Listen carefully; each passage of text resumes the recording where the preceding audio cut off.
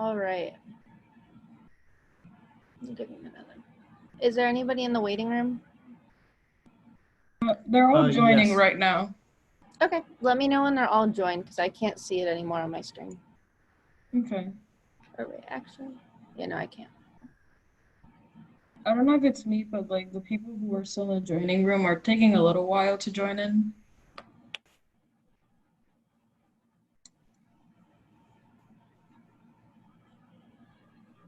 For those who are here now and can hear me, Danielle, our membership chair, put out the signing here in the chat. Please sign in.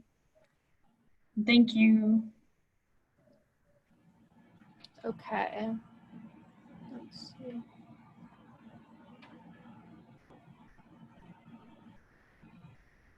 All right. So I'm gonna start. All right. So welcome everybody. This is the first SVA Undergraduate Academic Affairs meeting for fall 2020. Thank you all so much for being here. I know it's crazy times, which is why these meetings are super important, especially now. I'm Sam. I use she, her pronouns, and I am the Vice President for Academic Affairs in SVA. And right now I'm just going to ask all the officers and any administration that's here right now to just do a quick introduction, just your name, your pronouns, and what position you hold. So if you guys want to unmute. Yeah, I'll start. Hi, I'm Ashton, they, them pronouns, and I'm the Chief of Staff with the SVA this year. Hi, I'm Danielle. I use she, her pronouns. I'm the Academic Affairs Membership Chair for this year. Hi everyone, my name is Sofia Maldonado Feliciano. Yes, I know my name is very long. I use she, her pronouns, and I am the SVA president for this year. Hi everyone, I'm Chloe. I'm the I'm the student life chair for this year.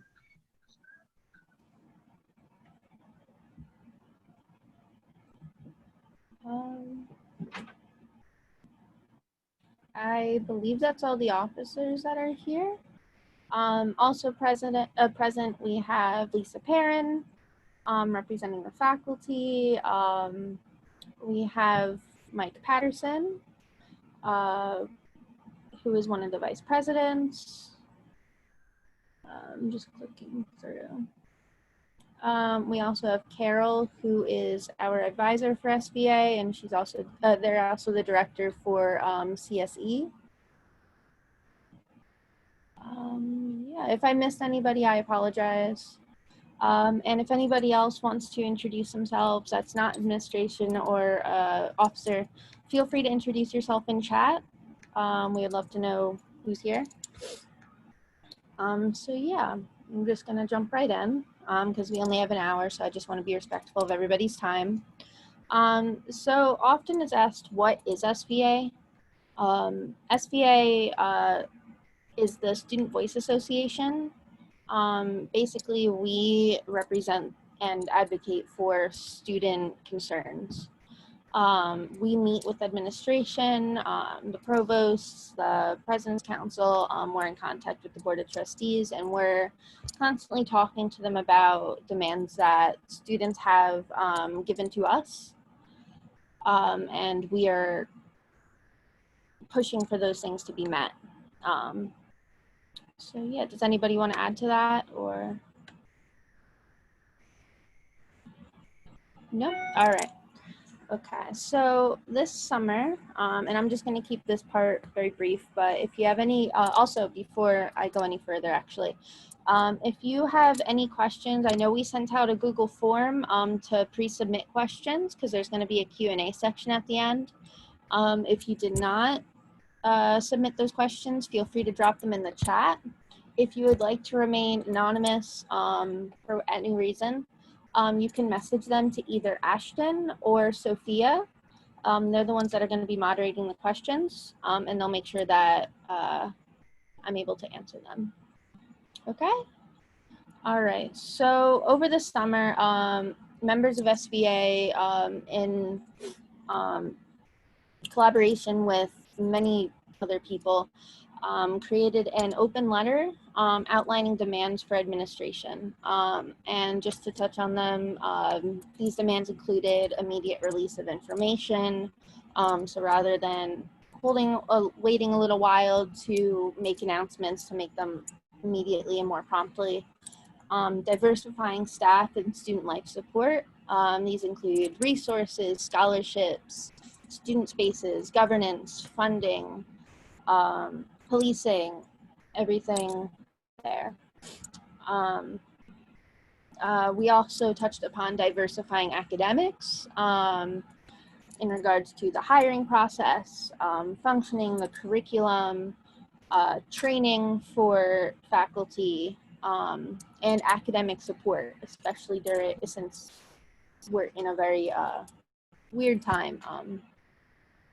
And also international and BIPOC student support and the student labor on and off campus. And if you have any questions about those specific ones, we are able to link, we can link the letter. We'll send that out in a following email. So if you want to see what we've been talking about, see the comments that were made, that can be arranged. We also had an R5 group, and for those that don't know, R5 groups are the little task force groups that were created this summer that were tasked with the various aspects of reopening and the things under it. So they were student health to academic affairs, everything along those lines. I'm blanking on other ones, but yeah. So there was a specific R5 group that met with David Bogan, who is one of the provosts, addressing these demands, and we've been in collaboration with him all summer working on just this. It's an ongoing group, so if there's anything that you'd like to further emphasize or address, feel free to reach out to me or any of the other officers for SVA, because since this group is ongoing, it's something that we can bring to the table. And if details from past meetings are wanted, we are also able to pull up the agendas. We do have those, any notes that were taken. We're very big on full transparency. So anything that you guys are curious to see, we can definitely have a discussion about that. No problem at all. So yeah, does anybody have any questions regarding any of that before I move on to what we're assuming is going to be more of the bulk of the meeting? Are there any questions in chat? Let me see.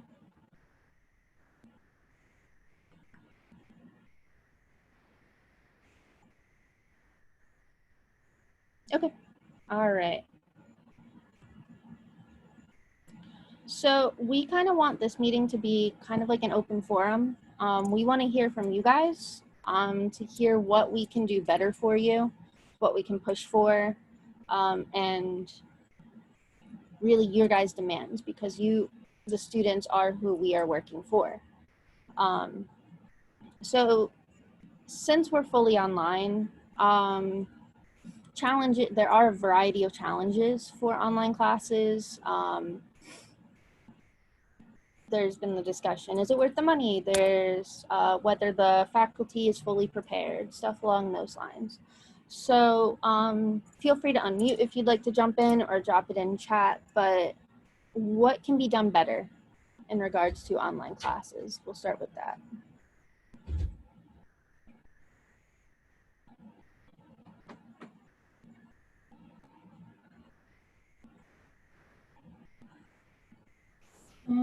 Samantha, Sam, Yeah. I think we can start with the questions that we already have, and then during the time, the students can ask questions. Ask questions during the time we are answering the questions that we already have. I'm busy. You need to miss. What was that? To take the questions that we already have right now. You want me to take the question? All right. So is this meeting for student? Can everybody see this? I'll just go right down. All right. So the first question is this meeting for students who want to join SVA? SVA, the election already happened for the fall semester and for this year. But you are more than welcome to be a part of SVA. We have open meetings, and we always want to gather as much input as possible. So if you are interested in joining SVA, definitely continue to be a part of these meetings. And we have elections at the end of the year. Does anybody want to add to that? We also the SVA also, their meetings are always public. You can see what we're talking. Also town halls are also the big thing that the SVA are in. You are welcome to join any meetings because it is public to any students who would like to join and give their own output. You don't necessarily have to be an SVA member to be helping the officers. So yeah, if you have any more questions during that, you can just leave a message to the MICA email or just us in here. Also, I do want to add that you can also be involved by being a department rep.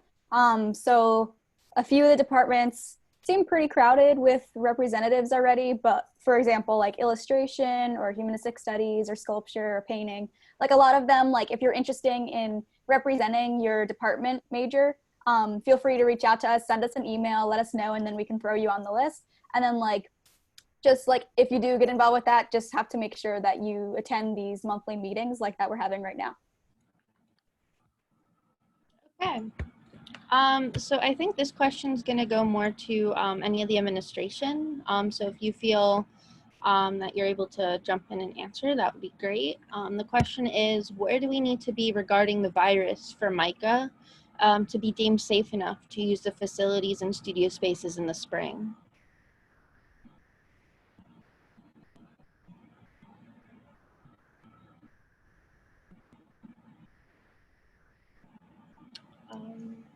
Hi, Tiffany Holmes here. I'm unmuting, but I was actually looking at the second question, which is a little more fun, and I just put that in the chat. I'm Tiffany Holmes. I use she, her pronouns, and I am the Vice Provost for Undergraduate Studies. As you all know, on August 4th, the institution pivoted. We were intending to have a sort of flexible, low-density campus with our facilities open in the fall, but because of the surge in the virus in late July, we were seeing a number of our peers close. We were feeling very uncomfortable with the kind of staffing that we do have to efficiently complete cleaning and so forth. We're continuing to address those questions because we are actively planning now for a spring of 21 scenario. But what I understand is that campus facilities are closed this fall as we plan for spring. And then the question is, where do we need to be regarding the kind of viral load, or what the state of Maryland or Baltimore City is reporting to make it safe enough to use the facilities and studio spaces? That's a really tough question to answer because, as you know, at MICA, each studio space, each classroom, and each instructional fabrication studio is set up in a slightly different way. It has different furniture. We hired a consulting and architectural firm to give us the actual numbers. If it was a classroom and students weren't moving, we used a 6-foot radius between bodies to project optimized numbers of who could be safely in those spaces. And we did the same for our shops and so forth. We are using those numerics to help us make safe and healthy calculations for our spring planning. And I'm happy to take follow-up questions. Actually, Tiffany, if I can jump in, I'd like to. You just got to your unmute faster than I did, so thank you for that. I'm Mike Patterson, he, him pronouns, Vice President of Student Affairs. And what's relevant to this question is health services is under my portfolio. So part of the reason that I want to step in here, I think everything Tiffany said, I completely agree with. But of course, the ability to use studio spaces is going to fundamentally follow whether or not the campus can be open at all. It's a component part of whether the campus can be open at all. And just to give real clarity on the couple of things that we're looking at broadly from a health perspective. So I think the most obvious that folks are probably all doing and playing along at home with is just literally the testing, the percentage of positive tests. That's become a fairly common metric across the country. In particular, looking at who's above and below that 5% threshold of positive test rates, which right now in Maryland, we were on the good side of that for a little while, right around the couple of weeks before opening, but we've actually shifted just to the bad side of that over the last couple of days. But there's two other things that I think are really relevant here that I just want to make sure folks are also aware of. One is the actual ability to then manage testing on our campus in a full-throated and meaningful way, right? But that entails not just access to the tests themselves. Actually, the more complicated part is the humans and the PPE to be able to manage doing the testing and provide widespread testing, because it's one thing to be able to do, our health services could right now do anybody asymptomatic or a close contact of being symptomatic. That we can do. But you also, ideally, if you're looking around at campuses, what many of them are doing is a broader baseline testing, or at least they're considering that as part of their threshold. And that takes a real ramping up of the human resources and the PPE, the personal protective equipment resources. And that was a real barrier for us over the summer. And then the final thing that I'll add is the time it takes to get test results back. And that has varied widely over the last several months. There were stretches over the summer, as it happens, June, July, late July and most of August, where it was taking 10 or more days on average to get test results back in the state of Maryland. And that's a really problematic window if you think about it, because if you're not getting your positive test, if you get a positive test, until more than a week after you've taken the test, it renders contact tracing irrelevant. Because by the time you have that positive test and then need to start making contacts around contact tracing, it is simply too late for that to actually help inoculate your campus. So those are three really big drivers for us that we're watching and will factor heavily into the spring decisions. I hope that's helpful. Thank you so much, Tiffany and Mike. And if you have follow-up questions in regards to those, like I said, feel free to drop them in the chat, message Sophia or Ashton. So I'm going to move on to the third question. It seems that it's already answered, but I'll just read it out loud for everybody. The question is, I heard that MICA was giving stipends, students an extra $300 for financial aid stuff. Is this true? So Tiffany Holmes also answered this and said that MICA will be issuing checks for students to support home studio development. We are calling this a portable practice fund. Further information will be shared via the provost's office. This is a great news, we hope. If you have direct deposit enabled, then your $300 will go right into your account. Tiffany, based on when I'm talking to people, I do have a follow-up question to that. Is that for all students or just students of specific majors? Hey, Samantha, I can try to answer that. And I see that David Bogan is here too. So David, if you want to jump in, let me know. The portable practice funding is imagined only for full-time students who are attending MICA in this very complex fall 2020 term. We all know that you're working from home and you need materials and other kinds of ways to set up your home studios. So the $300 is meant to be a kind of starter fund. We have asked faculty who are teaching thesis and maybe junior seminar classes to talk about this fund with students, to talk about budgeting and how to imagine using the funds. And there's also, I should also say it's for students who are full-time, so it's 12 credits and above who are eligible for these funds.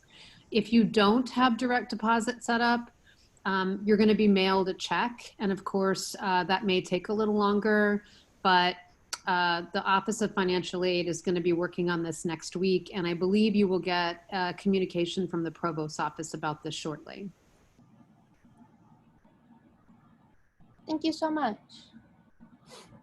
So the next question is, sometimes I feel like I'm wasting people's time when I ask the professor questions during a lecture. Is this normal? Does I can anyone answer that. I Okay. can answer that. So no, it's okay to be nervous to answer questions for a professor. I'm someone who is an animation major, and I'm taking a painting class because I wanted to learn a little bit more painting, and I'm a little nervous. And I think it's normal for students to feel nervous for your professors, but just remember this: your professors are there to help you and to help your skills. So please don't be shy, even if it's just a little message on the email saying like, hey, I don't know how to paint, can you help me? And they will give you some good suggestions. They will help you through, because your professors are there for your career. So please don't be shy. Your career is all you are literally paying them for this. So go ahead, build those connections with them. Yeah, I just wanted to echo what Sophia just said. Hi, everyone. I'm Lisa Perrin. I'm a faculty member in illustration and co-chair of the faculty branch of the Student Affairs Committee. And I just wanted to reiterate, yes, absolutely. Ask your teachers questions. That's their job. They want to help you. If you have that question, you're likely not the only one. That's the beautiful thing about being in this community and doing this together. I bet someone else in that Zoom room with you has that question too. So please don't be shy. I know Zoom is a weird environment, but it actually does provide us with multiple different modules to ask questions. So you can use the chat if you feel weird about talking, or if your faculty members set up a Zoom or Discord or Slack channel, you can use those avenues as well, or email. But I always really appreciate when a student asks those questions, and they should really be encouraging of that. So please ask what you want to know. Yeah, thank you so much. So the next question is, does MICA plan to collect and implement student feedback on virtual learning throughout the semester, after the semester, etc.? And will MICA allow students to rent or borrow studio equipment such as easels, homostope boards, tables, etc.? Would somebody be able to jump in and answer that one? I can pick this up. David Bogan, I'm the provost. We are actually actively collecting feedback on the online and remote learning work that's going on through the new Center for Teaching, Innovation, and Exchange. I think, and some of the faculty who are present might be able to report on this too, or Tiffany Holmes. There will also be in-class, I think, assessments being done specifically around those questions. And this is coming out of both best practice in teaching and learning, but also out of recommendations that came from SVA. In terms of the second question, allowing students to rent or borrow studio equipment such as easels, homostope boards, tables, the portable practice home studio fee is available for will be made available for just that kind of thing. We are not sort of allowing equipment like furniture and things like that to leave the campus. I think it's going to be more working with vendors. For students who are in the city, we're also working with the Station North Tool Library on some agreements that both for this semester and going forward may be valuable for hand tools and things like that. I don't know, Tiffany, do you have anything to add to either of those? Yes, and so this was part of the student letter that Sophia and others have referred to. We had a number of meetings this summer with a smaller group of SVA representatives, but one of the requests was for faculty to develop anonymous ways to collect feedback about what was going well and not so well in their classes, so that improvements could be made prior to the end of the semester. This kind of a feedback form needs to go through our faculty-run academic affairs committee. We're envisioning it as a very short narrative survey where students will be enabled, empowered to give feedback. It won't be required, but you'll be able to give anonymous feedback, and those that content will be distributed to their faculty and chairs. May I add something? Yeah. So about the hi, I'm Nathan Angry, student rep for the photo department. So about the equipment, the photo crib is actually doing some kind of curbside where you could call in and you would log into the email or to the website and order a whatever you want, like a camera, whatever you need, and they'll wait for you outside on the curb and you go pick it up. But I don't know if it's only for photo majors or photo concentrators, but I will get more information for y'all. Thanks. That'd be great. Thank you so much. So the next question is, how do you handle it when an instructor is being passively aggressively disrespectful to students or just straight up being rude to them without fear of your grades being negatively affected for speaking up? For example, if an instructor uses language to imply a student's question is unintelligent or that their viewpoint is not important to the class dialogue. I mean, me personally, I've dealt with some of this aspects, and my best advice would be to seek help from other faculty. If there's anybody that you trust or you have like a good rapport with, or even just really any faculty would be willing to help you. You also could go to your chair of the department and just having like an open discussion about it. Yeah. Does anybody else want to add to that? I would just, I know it may feel hard, but I also encourage students to directly ask the question of their faculty in class, just to make sure there's been no misunderstanding or something. And I'm guessing that you would have the support of your classmates as well if you just directly asked a question. I feel like your comment diminished my opinion, or however you feel comfortable saying it. And if that doesn't work, I totally agree with Samantha. Go to a trusted faculty member or a staff member or a chair or me. I mean, I'm happy to help in any way, but I would encourage you to self-advocate as well.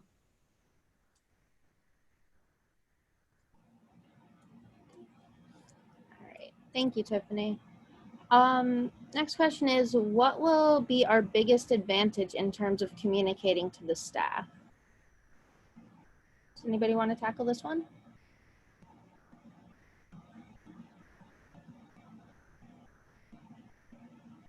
I'm not sure I know what this is asking. I think one of the things that is meaning is that this is how I'm taking it.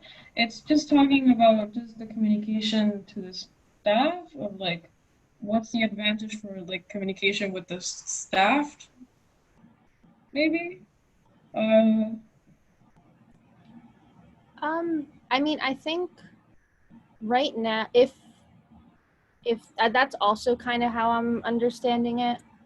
And I think right now, as chaotic and, you know, not ideal as this time is, it really does open up a lot of avenues though for different ways to communicate. So I mean, like for students that it might be a little more difficult to talk to people in person, that kind of thing. There's, I know like a lot of faculty has done like private, like, you know, like Discords or certain things. Like there's all these different venues to speak with one another and have like an open discussion. And I think this is just like a really good time for that kind of thing, if that makes any sense. Like I said, I don't fully understand this question either. That's just me taking a stab at it. What I was gonna say about this question is that the staffs are very big. Is one of the biggest like is the biggest like people in is the biggest people in MICA, and I do think that like in communicating with the staff is going to be a little hard, but staffs are pretty much everywhere. It's really easy to communicate with them. Email, just they're always putting their voice out there. So if you ever just want to communicate with them, just email them, and I feel like they could answer in like 2 seconds or more, or or more. Don't worry.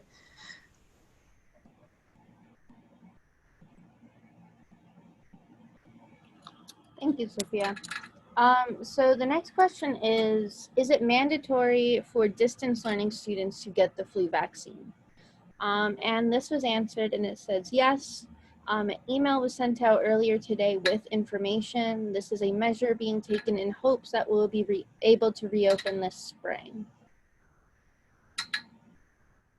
Are there, for whoever answered this, are there specific guidelines in place regarding this that people should be aware of? Hi, so I typed that in. I just read the email. I'm not representing the health at MICA, but from what I understand, if you have a religious or a health exemption for the flu vaccine, you are allowed to skip out. There's a form that was sent in the email. But otherwise, if you're going to be here next semester, MICA is asking that you get the flu vaccination, especially with COVID and the flu. We don't want to have two big health crises at once. Now, from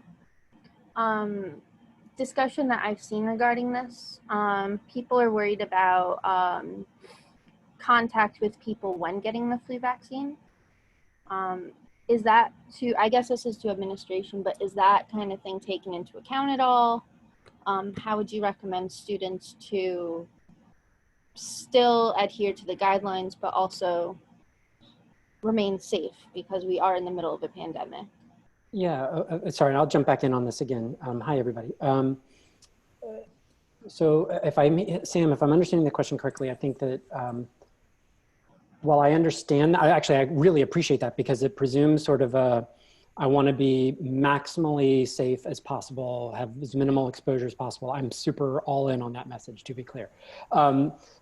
With respect to the flu shot, though, the flu vaccination, you're going to be doing that in a controlled medical setting with people who in theory know what they're doing, have the right protocols.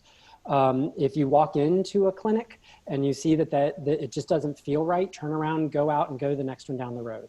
In fact, I had a situation with that in my own personal family about 3 weeks ago. I was taking my daughter in for something. It didn't feel right at all. The local clinic was not observing mask rules and what have you. We turned around and left. And I think that so long as you're getting your flu shot from someone who is obviously following the appropriate regulations, it will be in a controlled setting with the right PPE for the practitioners, with the right social distancing. That's as good a situation as you could possibly ask for. And we would say from a clinical standpoint, from a medical standpoint, that tiny risk of potential exposure in a super controlled environment is far outweighed, as Ashton said, and thank you, Ashton, for jumping in on this, far outweighed by the benefit to the community of getting real sort of that herd vaccination, which is a term you might have heard, like the critical mass of our campus, having this vaccination around the flu to really minimize sort of the dual risk of COVID and influenza, should we be able to open back up in the spring. Awesome. Thank you, Mike. The next question is, I'm going to toss this over to Tiffany, if that's okay, since you answered the last one, and it's, when will the stipend be dispersed? So I'm assuming this is in regards to the $300 portable practice stipend. I'm actually going to jump in on that because this is David Bogan again. I have the information on that. So they'll be processing these stipends through student accounts starting next Friday, so the 18th of September. And you should see it, if you've got direct deposit, show up fairly rapidly in your direct deposit account. If you don't, they'll be mailing checks, and so that'll take a little bit longer, but certainly within the days following next Friday. Awesome. Thank you so much. Next question is, how will we be able to have a tutorial? How do we check in for books?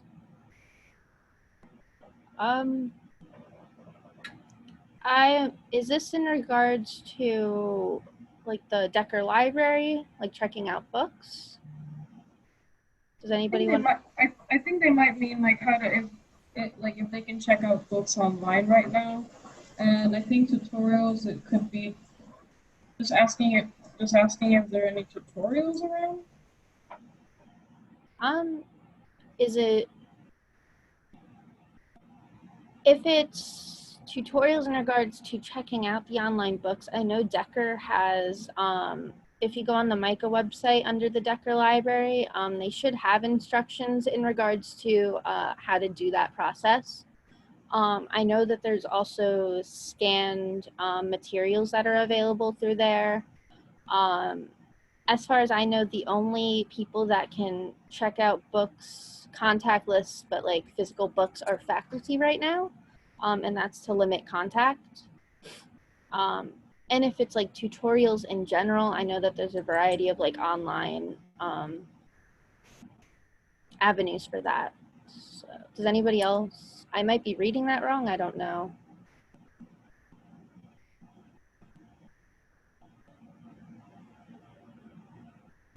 No? Oh, Tiffany added that for tutorials, all students have access to LinkedIn Learning. Thank you, Tiffany.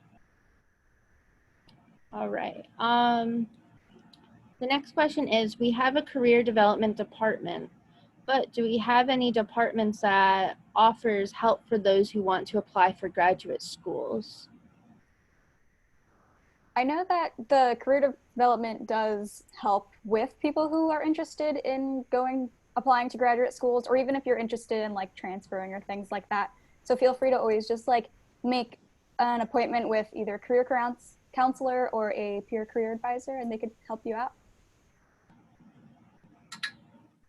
Can I just add one thing? I think also with graduate school, one of the really important things if you're interested in graduate school is to connect with faculty members who can be really strong mentors. And I want to say graduate school because most of the faculty have gone to graduate school. It's something that really warms their hearts to be able to work with students around the different programs and your interests. And so I would suggest that in addition to our excellent career services, to really just feel free to ask faculty that question, to be able to talk with them about your interests. They can be really, really helpful, and you'll need letters from them at some point in any event. And Tiffany also added to speak to a trusted faculty. All right. So we're moving on to the last pre-submitted question. If anybody has any following questions, feel free to put them in the chat, message Ashton or Sophia. And the last question is, what are some common acceptable example practices to engage in dialogue with fellow students regarding either classroom participation topics or just curiosity questions to begin social networking? I might be able to answer that with a creative solution. Chloe Green and I are in the same class on Wednesdays, and she created a Slack channel that is just for the students of the class. So that's a nice way to kind of keep up with discussion as class is not going on. Yeah, don't be afraid to ask your professors or even your classmates if they're comfortable or interested in having a place that you can share resources. And Ashton and I's professor specifically, Nina Brown, was comfortable letting that be a student-only space. So you can also advocate for that and ask that that's just, for students, the professor's not there, like giving them that space. In my experience, for one of my classes in particular, somebody volunteered to start a Discord server for our class.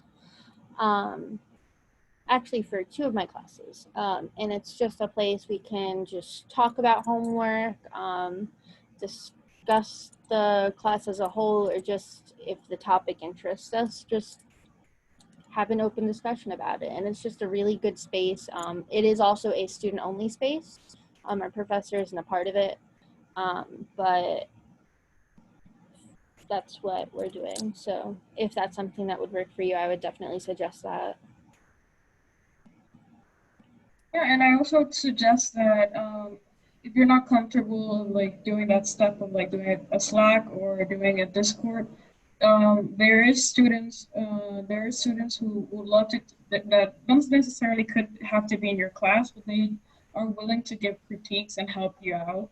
I know that the Center of Student used to do these like Instagram lives to critique and help students on their finals and midterms. I'm not sure if they're going to be doing it this year, but I think they are. Not sure. I'm going to check. But there's always resources of students. You can even ask their Instagram, and they'd be happy to help out. All right.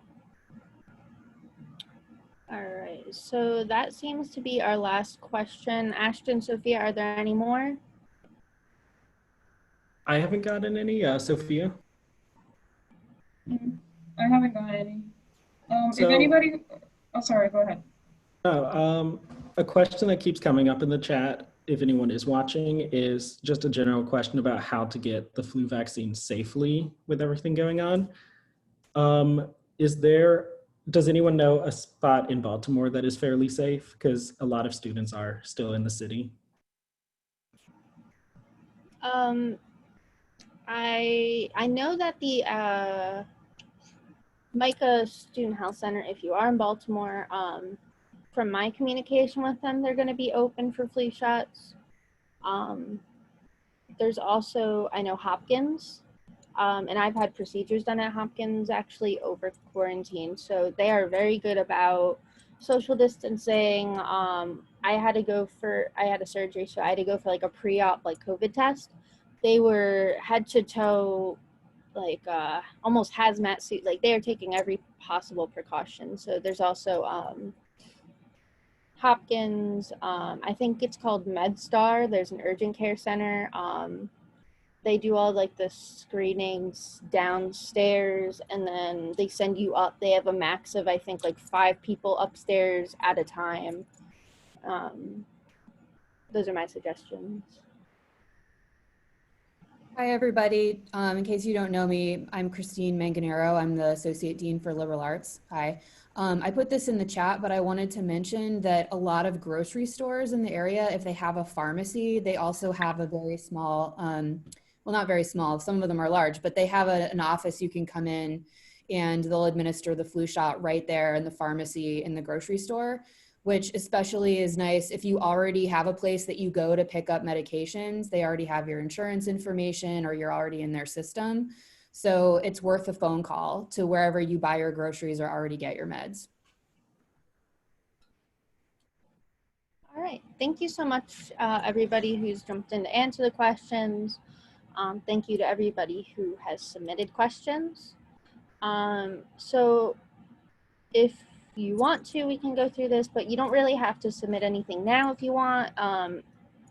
I just kind of want to open this up as like a discussion. We'll send out a Google form after the meeting to provide feedback and that kind of stuff.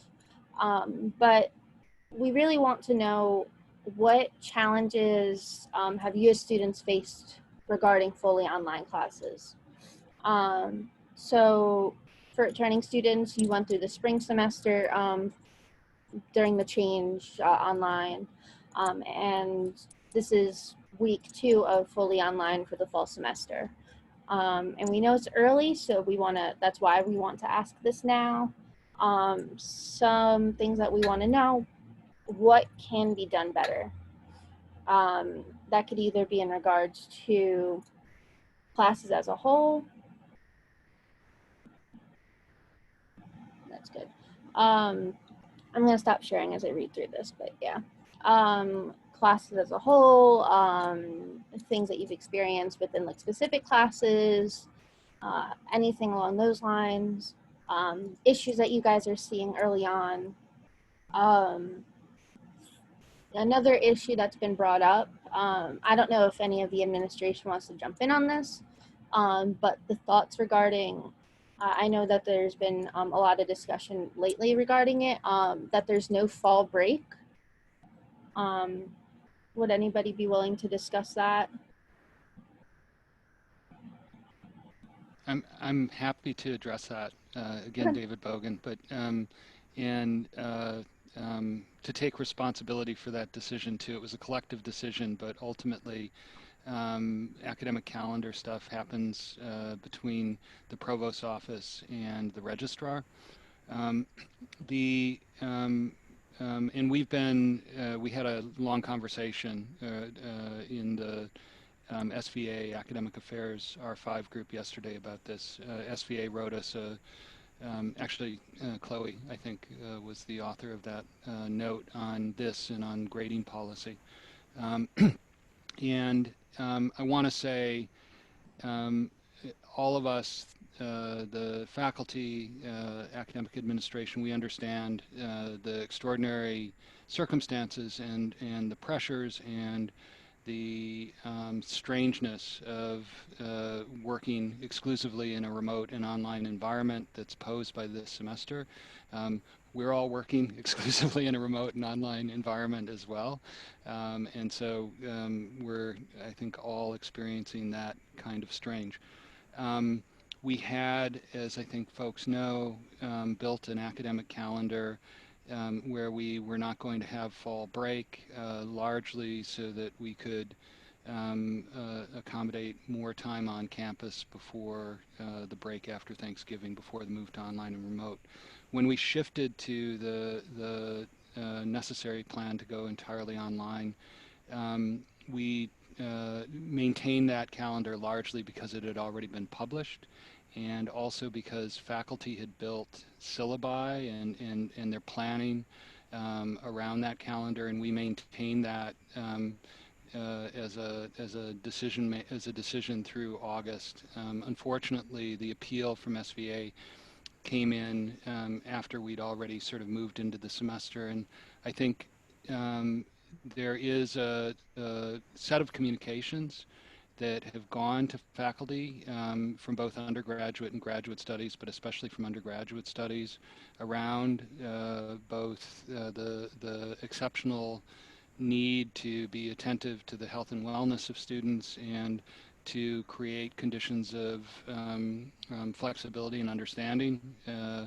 under conditions of the pandemic. So I want to assure people that folks are very aware of the exceptional needs of this time, but we've maintained the calendar so that we don't so that everybody doesn't have to restructure their classes yet again and make different plans yet again and so forth.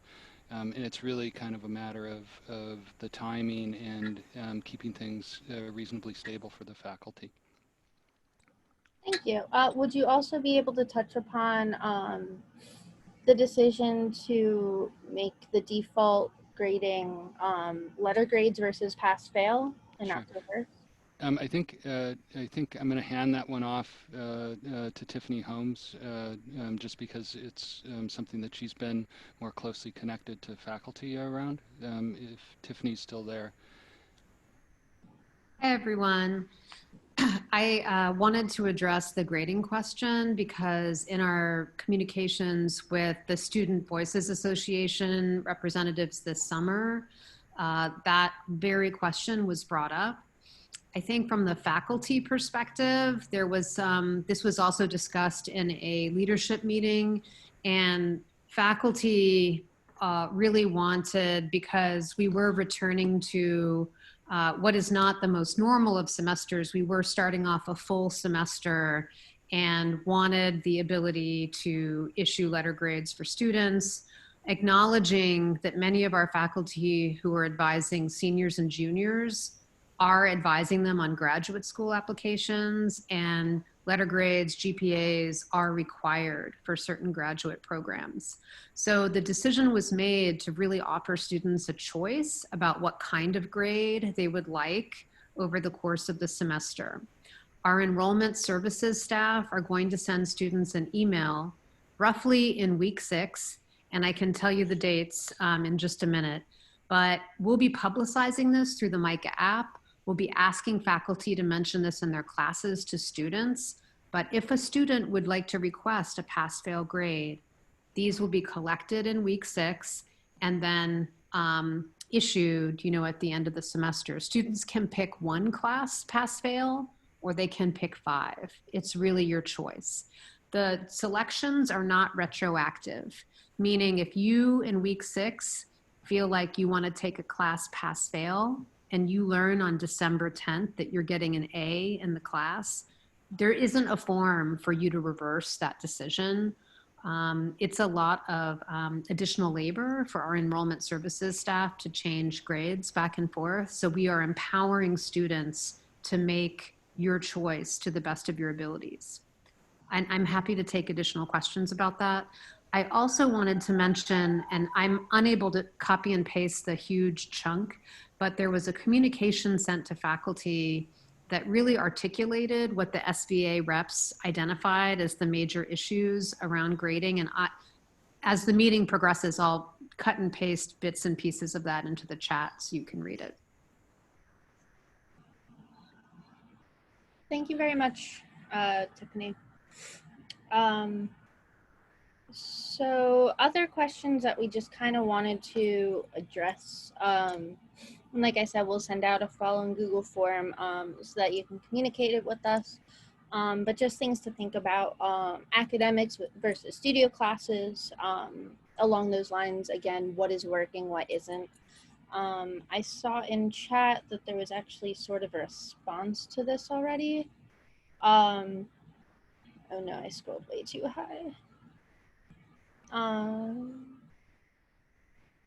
One thing that was mentioned is that lectures, in that program, there's only 1 lecture per week, and it feels like it's not enough time to get people together and cover important topics and learn the content. I think it was Lisa Perrin who addressed this, but I just want to read out her response in case people aren't checking chat. She said that she'd encourage you to communicate with faculty member what is working for you and what isn't in regards to online and remote learning. We are learning too, and your input will help us shape how we deliver these courses. So yeah, I just kind of want to echo that the faculty is also new to this. Remote learning is a huge change for everybody. So if you have a concern regarding how the class is being run, of course, feel free to reach out to SBA and we'll help however we can to advocate for you. But your best bet would just be communicate with them so that they also can do better. Does anybody want to add on to that? No? I'll just say from last semester, one of my teachers was not very technologically adept, and he was really wanting to lead the class well. So a few of us gave some pointers, and he actually did take our advice. So I agree with Samantha. Feel free to reach out. Often it's not that they're doing it on purpose, They want to teach the best class they can most of the time. Exactly. And another big thing that we wanted to address is what types of communication will be most beneficial regarding the spring. I know a lot of feedback regarding the fall was that the decision was made very last minute or not enough time for students. I know I personally was one in the situation of I just signed a lease for an apartment and then we were online. So I was still in the apartment, which works out for me, but obviously not for everybody. So we understand this concern and we just want to know what can be done better for the spring. So whether it is you need, say, 6 weeks notice, you think, to be beneficial, this is the kind of stuff that we can advocate for, really. So again, we'll put that in the form, but just something that we want you to think about. Again, what worked for the fall and what didn't. When is the latest that would be good to know by? And what should MICA keep in mind for reopening? whether it be specific majors or years or anything along those lines. We want to know what you have to say so that we can fully advocate for you. So please, if you have any suggestions, if you have concerns, don't be afraid to reach out to us. We're in the same boat that you are. We're returning students too, so we went through the spring semester. This is a whole new thing for all of us here. So we just want to make the best of it that we can. So yeah, does anybody want to add to that? I guess one of the last things, because we're almost out of time, I guess one of the last things that I want to say is that SVA is here for the students and for everybody. If you want to ask or advocate for something, SVA have all ears for you. We are here to help students, especially on these circumstances. So if any student, any person who's watching, because this is recording, and other students who could not attend are here, please email us, send us a message, help us to make MICA a better place and make it more comfortable for students, for everybody. Mm-hmm. You can reach out to us via email, sva@mica.edu. We also have an Instagram that we check very often, and you can also feel free to reach out to any of us individually if you know us, whatever it may be. We're happy to help. So yeah, I just want to, oh, and please sign in if you didn't already. We just try to keep track of who's been to these meetings, who's here, that kind of stuff. And Danielle shared the Google Doc in chat. So yeah, I just want to thank everybody for being here, all the officers, administration, faculty, and thank you students for coming to discuss with us. Yeah, you communicating with us is what's going to make this work. So yeah, really thank you everybody.